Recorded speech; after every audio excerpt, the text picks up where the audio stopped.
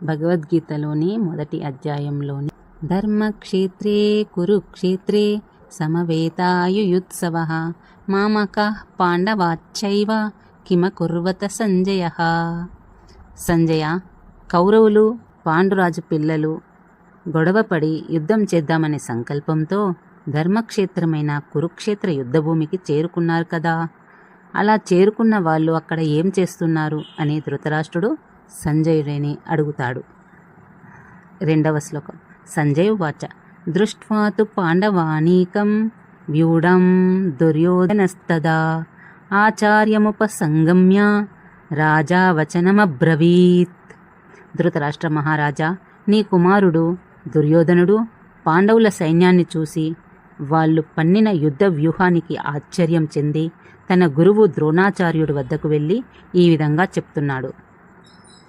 3వ శ్లోకం. పశ్యైతాం పాండుపుత్రాణం ఆచార్య మహతీం చమూం వ్యూఢాం ద్రుపదపుత్రేణ తవ శిష్యేన ధీమతా. ఓ ఆచార్య, బుద్ధిమంతుడు మీ శిష్యుడు అయిన ద్రుపదుని కుమారుడు దృష్టద్యుమ్నుడు చేత రచింపబడిన పాండవులు గొప్ప సైన్యం యొక్క ఈ యుద్ధ వ్యూహాన్ని చూడండి. 4వ శ్లోకం. అత్ర శూరా మహేశ్వాసా భీమార్జున సమాయుధిః యుయుధానో విరాటచ్చ ద్రుపదచ్చ మహారథః. ఈ పాండవుల సైన్యంలో గొప్ప విలువిద్య తెలిసిన వారు ఉన్నారు. భీముడు అర్జునుడులతో సమానమైన వారు కూడా ఉన్నారు. యుయుధానుడు, విరాటుడు, మహారథి అయిన ద్రుపదుడు కూడా ఉన్నాడు. 5వ శ్లోకం. దృష్టకేతు చకితానః కాశీరాజచ్చ వీర్యవాన్ పురుజిత్కుంతి భోజచ్చ శైబ్యచ్చ నరపుంగవః.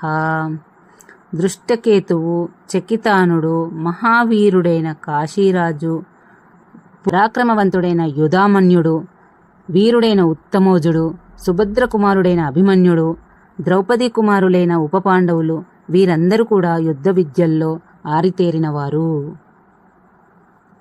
నెక్స్ట్ రేపు ఎపిసోడ్లో 7వ శ్లోకం నుంచి వివరిద్దాం.